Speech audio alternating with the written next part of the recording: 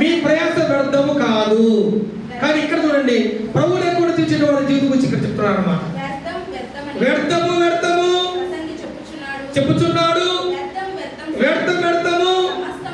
ఏమిటి వ్యర్థం అంట? ఏ వ్యర్థం అంట? ప్రభువు లేకుండా నువ్వు ఏమన్నా చెయ్యి, దేవుడు లేకుండా, ఆయన భక్తి లేకుండా, విశ్వాసం లేకుండా నువ్వు ఎంతన్నా కష్టపడు, నువ్వు ఎంతన్నా ప్రయాసపడు, ఎంత డబ్బు సంపాదించు, నీకు మనశ్శాంతి ఉండదు, నెమ్మది ఉండదు.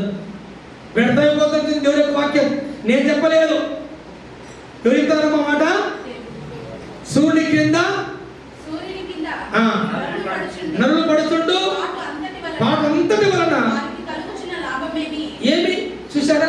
దేవుడు లేకోకుండా నువ్వు ఎంతన్నా ప్రయాసపడు, నువ్వు ఎంతన్నా కష్టపడు, అదంతా వృధా అయిపోతుంది. చిరిగిపోయినా